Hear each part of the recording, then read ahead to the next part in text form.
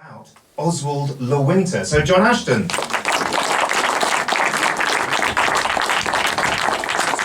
Yes, ladies and gentlemen, this is a story of poetry, of spookery, of the deep state. In the days before the deep state got involved in satanic paedophile rings, obviously. And trigger warning, it's also a story of an elderly man defecating, so if that is likely to traumatise you, then you should probably leave now. And I should also give a slight disclaimer that for reasons that will become obvious, I can't guarantee that everything I'm going to tell you in this talk is true. My subject, Oswald LeWinter. Oswald was born in Vienna in 1931 into a middle-class Jewish family. Now that was obviously a terrible time and place to be born Jewish. And he was part of the Kindertransport, which saw Jewish children sent to places of safety from Europe. And his safe haven was the United States. And he fell into, as he grew up, he fell into literary academia. He became a poet, and a very well-regarded one. He was praised by, among others, William Carlos Williams and Saul Bellow. He got professorship, and he edited this book, Shakespeare in Europe, which is still in print, I understand. And it's kind of appropriate that Oswald was in the literary world, because he's kind of a figure, as will become clear, of that it's almost beyond literary imagination, and he's also swathed in fiction of his own. And why do I say that? Well, because at some point in the 50s or 60s, Oswald got involved with the CIA, got involved in state-sponsored, what we can know as black operations, dirty tricks. The first operation we have a record of dates back to the 1968 election. And at the time, as you'll probably know, the Democratic Party was anti-Vietnam War, and there was a growing anti-war movement. And one of the most prominent members of Congress on the anti-war wing in the Democratic Party was John Dow, who was a congressman in New York. Oswald got involved in the Democratic Party, and he said that he might run against Dow as basically a pro-war Democrat. So this is a headline from a local paper in Nyack, New York, and the headline is "LeWinter, Reformed Dove, may run against Dow." And the idea was that he used to be a Dove, he used to be anti-war, but he'd seen the light and realised that actually the war was necessary. And by sowing discord within the Democratic Party, the idea was that he would undermine the anti-war wing, particularly Dow. This is a letter he received from Vice President Hubert Humphrey, thanking him for his efforts, obviously completely unaware was what he was up to. Anyway, in the '68 election, Dow lost, never returned to Congress after that. Exactly what Oswald was doing over the next couple of decades is unclear, but he called it, in the highest poetic style, rat fucking. And the rats that were being fucked were basically the enemies of the US. He claimed to have been involved in the hunt and assassination of Che Guevara. He's involved in the operation to undermine Salvador Allende, the left-wing leader of Chile, who was of course replaced by General Pinochet. And who knows what else he was involved in. But then in the 80s, he re-emerged. He hit the limelight, actually, rather unwillingly. And in the grand tradition of US literary academia, he got involved in drug dealing. At the time, we're going to the mid-80s, some of you may remember this, there was this massive hype about Libya being at the center of a Soviet-inspired international terror network. And there was all kinds of hysterical stories in the media, many of which was just pure disinformation about Colonel Gaddafi and about Libya's intentions. And Oswald was at the centre of an operation that was designed to make it look like Libya was flooding the US with drugs. So he posed as a Mr. Wama of the Libyan National Engineering and Construction Corporation. And he organised the importation of a precursor drug to amphetamine called P2P. This is the receipt. Unfortunately, it was so secret that nobody told US Customs, and the operation was busted. Now, the amount of drugs involved was not a few kilos, it was not a few 100 kilos, it was 3.3 metric tons. It was one of the biggest, if not the biggest, drug importation efforts at the time. So he would have been looking basically at spending most of the rest of his life in prison. But he didn't. Partly because a letter went in to the judge, and the judge was Marianne Trump Barry, sister of Donald. The letter went in from the prosecutor, and the prosecutor was none other than sweaty Rudy Giuliani. And another who wrote in support of Oswald was his old friend Saul Bellow. And this is what Saul Bellow said in his letter. Oswald is a gentle but driven creature who thinks he has to act like a poet maudit. I don't know why in late middle age he must carry on so inappropriately like a Rimbaud or a Verlaine. He is personally charming and good-natured. Nothing of the criminal psychopath about him. He simply suffers from a serious misunderstanding of what is appropriate in the career of a literary man. Such misunderstandings is already a sort of punishment. He simply got everything wrong, and his life resembles a jigsaw puzzle which cannot be put back together. Having been busted, Oswald, for his next operation, had to adopt a different persona. And his next operation involved a scandal called October Surprise. Now, this dates back to 1979, 1980, when, as you may know, during the Iranian Revolution, a bunch of revolutionary students raided the US Embassy in Tehran and held a bunch of US Embassy workers hostage. And it became a huge issue in the 1980 presidential election, which Jimmy Carter, the Democrat, was trying to get re-elected in. And Carter's people tried to make a deal with the Iranians where they'd sell them weapons in return for release of the hostages just before the election, which was thought it would boost Carter's re-election chances. Well, the Republicans, at the time Ronald Reagan was running for president, and his vice president was George Bush, who was former CIA director, they got wind of this and cut their own deal, allegedly, with the Iranians, which involved the supply of weapons. The quid pro quo was that they would keep the hostages in until after the election. Now, in 1988, Bush himself was running for president, and these stories began to bubble to the surface about October Surprise, and it could have really derailed Bush's re-election chances.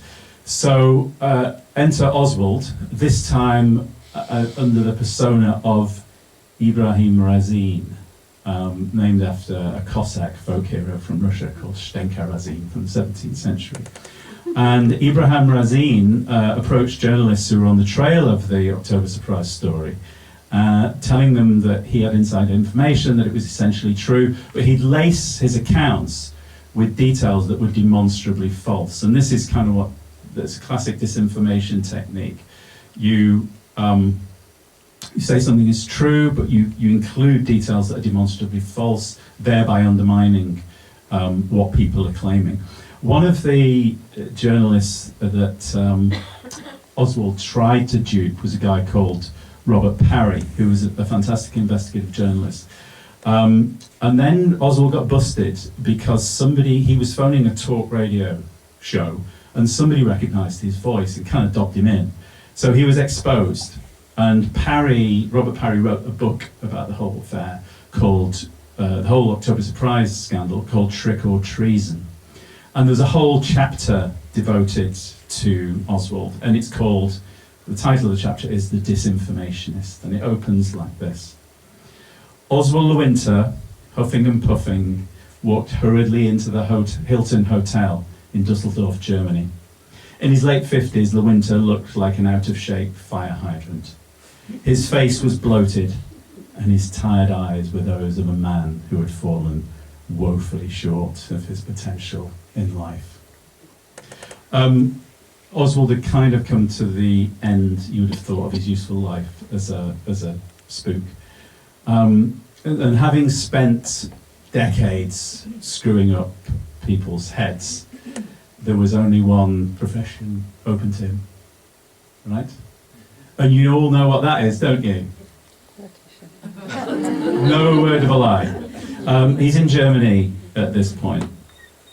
And he is then discovered by a filmmaker called Alan Frankovich. And Alan was kind of, had a lot in common with Oswald in that they were both sort of children of the 50s and 60s.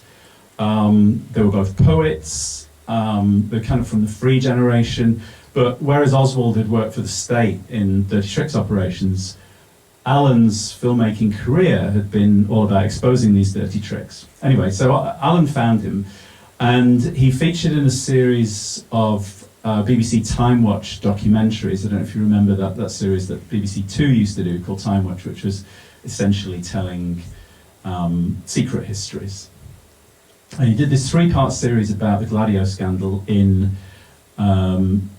Italy, which is about essentially like state-sponsored terrorism, which was designed to sort of prevent the communists getting into power in Italy. And Oswald featured in the film and helped Alan out.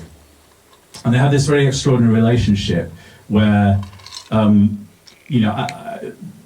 Oswald, I think, kind of had a sort of platonic love for Alan, largely because I think he was the moral figure that Oswald could never be, and could have become, but couldn't really never be. Anyway, through Alan, I met Oswald. Alan made a film about the Lockerbie bombing, which I worked on in the early 90s, about 93, 94 time. And I spent a fair amount of time with Oswald, and it was genuinely the most bewildering, extraordinary time of my life. Essentially because he was constantly doing this thing that I described, where he was lacing fact with fiction. He was just playing with me and with everybody else. He was just trying to screw us up. Not for any malevolent reason, it was just a matter of reflex with him.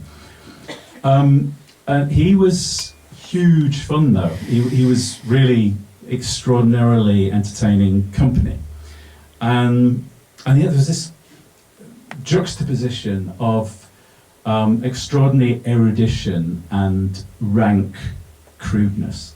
And my favourite moment with Oswald, we'd done some filming in the north of Germany, and it was a sunny Sunday.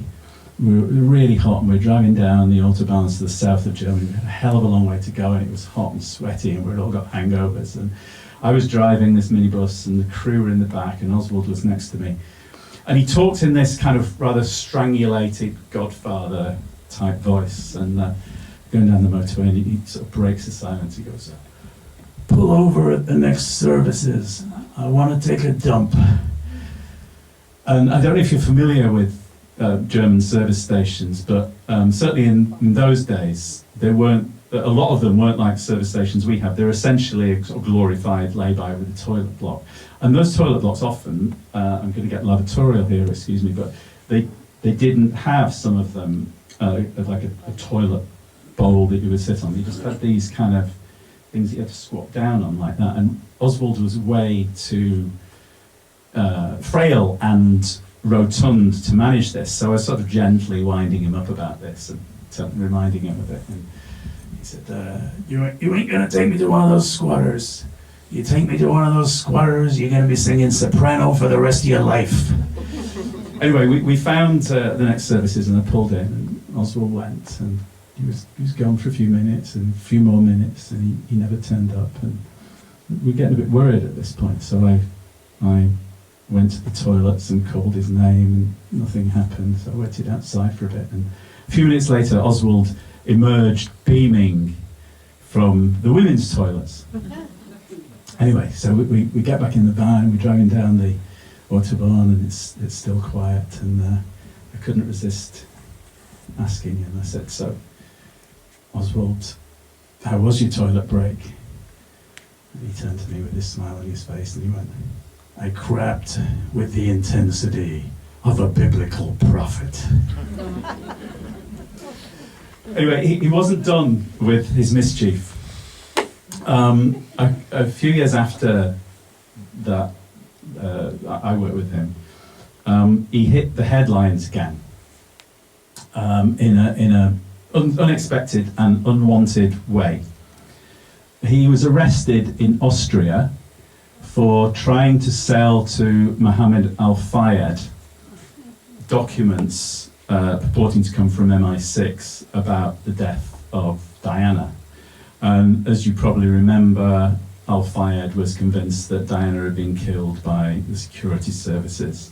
But for once he was sceptical, and he brought the police in. Oswald and a couple of accomplices were arrested. He got 2 years, I think. No, he was sentenced to about 4 years, and he served 2 in an Austrian prison. And I assumed, because he was so frail by this time, that he wouldn't make it through. But he did. And after he was released from prison, in about 2000, 2001, around then, I saw him in London at the house of a mutual friend.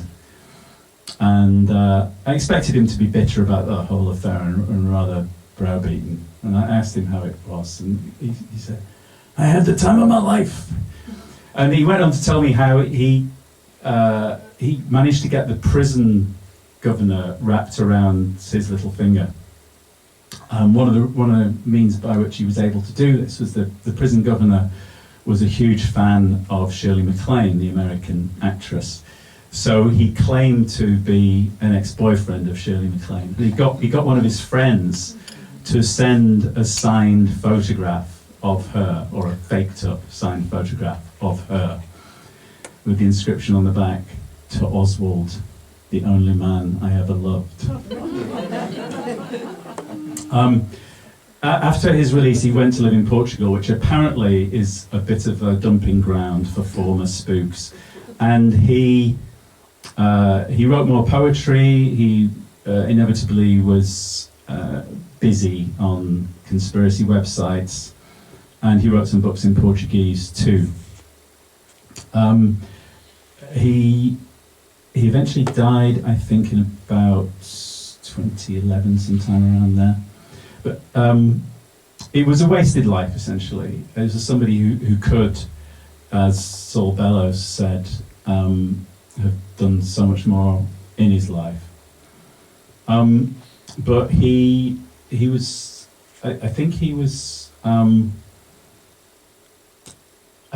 probably at peace with who he was because of his background. I think he did ultimately see some moral purpose to what he was doing, and he also, I think, had a lot of fun. I remember that last time I saw him in London. As I left, he was sitting on the sofa, and he looked up and he said, "Remember, don't ever believe a word I say." You better believe this.